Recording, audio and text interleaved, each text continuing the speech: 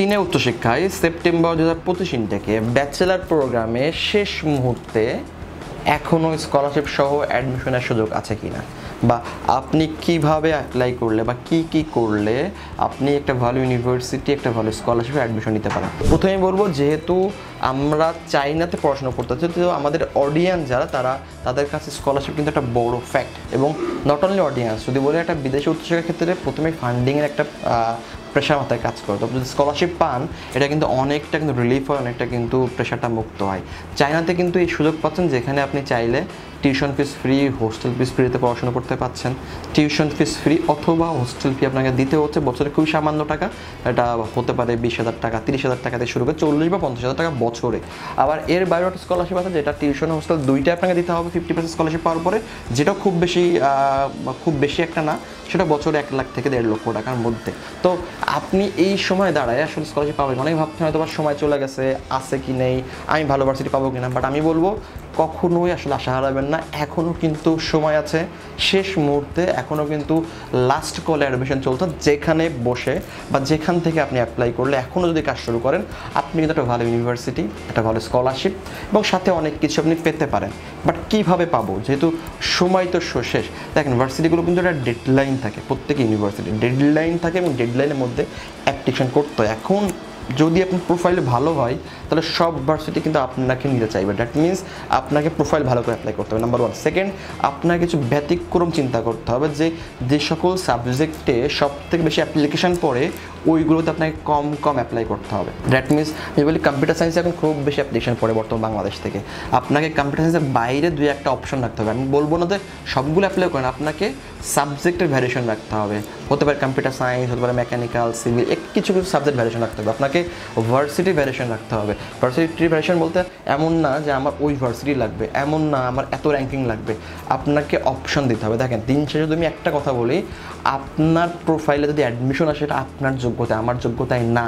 যদি কোনোভাবে আপনি যদি বলেন, কেউ যদি বলে এটা যে অমুক ভার্সিটিতে আমার এই আছে ওই আছে, আমি অ্যাডমিশন করাতে পারবো, এই ভার্সিটিতে আমি কনফার্ম, কনফার্ম বলে কোনো কিচ্ছু হয় না, দিন শেষে সব কিছু রিজিক। বাট আমাদের কি কাজ চেষ্টা করা, আমরা কি আপনার থেকে 2 কলম বেশি জানি, আপনার থেকে রিসার্চ করে একটু বেশি কাজ করছে, অভিজ্ঞতা বেশি, তাই আমরা একটা ধারণা করতে পারি এবং আমরা একটা অপশান তৈরি করতে পারি, এই ভার্সিটিগুলোতে আমরা অ্যাপ্লাই করবো।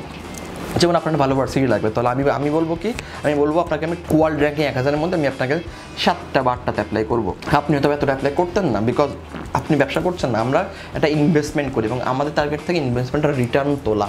দ্যাট মিনস আমি আপনার জন্য হয়তো 10,000 টাকা খরচ করলাম, আপনাদের অ্যাডমিশন না হয়তো আমার সব লস। তো আমি চেষ্টা করি আরও 10,000 টাকা বেশি ইনভেস্টমেন্ট করে আপনার রিকোয়ারমেন্টের মধ্যে একটা ভার্সিটি ম্যানেজ করে। দ্যাট মিনস অ্যাপ্লিকেশন করতে আমাদের কোনো কার্পণ্য করা যায় না বা করতে হয় না বা করার সুযোগ থাকে না। আমাদের কাজ দিন শেষে একটা অ্যাডমিশন, একটা ভিসা এবং আপনাদের একটা হাসি মুখ।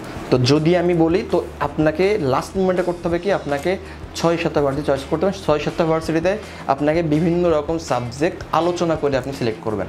কোনো ভার্সিটি আছে একটা ভালো ভার্সিটি, বাট ওখানে আপনার কোনো সাবজেক্ট নাই, বাট আপনাকে হয়তো ওখানে অল্টার একটা সাবজেক্ট আপনাকে অপশন দিতে হবে। হতে পারে অন্যান্য ভার্সিটি আছে যেখানে সব সাবজেক্ট আছে, সেখানে আপনাকে চিন্তা করতে হবে এখানে তো এই সাবজেক্ট সব থেকে সিট বেশি বা স্টুডেন্ট বেশি। বিকজ আমরা কীভাবে বুঝতে পারি, আমরা টিচারের সাথে আগে থেকে অ্যাপ্লিকেশন আগে একটু নক করি, টিচার বলে দেয় যে এই সাবজেক্ট সিট অ্যাভেলেবেল নেই, এটাতে সিট অ্যাভেলেবেল আছে, তুমি এটাতে অ্যাপ্লাই করো। তো আমরা আসলে এটাতে অ্যাপ্লাই করি এবং আমরা টিচারের সাথে আগে থেকে কথা বলে একটা প্রোফাইলটা পাঠিয়ে রাখি।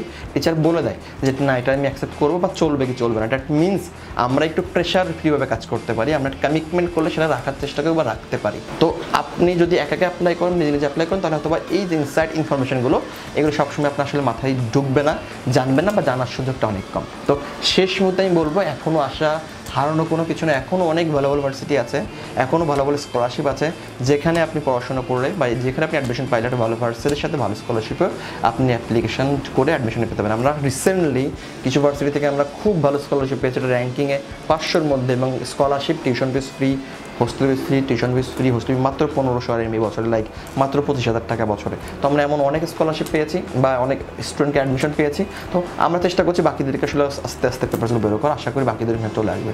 তো আপনি যদি চাইনাতে এখনও অ্যাপ্লিকেশন করতে চান, যদি ভেবে থাকেন এখনও সুযোগ নাই বা সুযোগ যদি নিতে চান, আপনি যেন আমাদের সাথে যোগাযোগ করতে পারেন। আমরা ওয়াইডার ওয়ার্ল্ড কনসালটেন্সি 6 বছরের বেশি সময় চায়না বিভিন্ন ইউনিভার্সিটি স্কলারশিপে কাজ করে আসছি। আশা করি আপনার উচ্চশিক্ষার জার্নি WWC শুভ হবে। ভালো থাকবেন। আসসালামু আলাইকুম।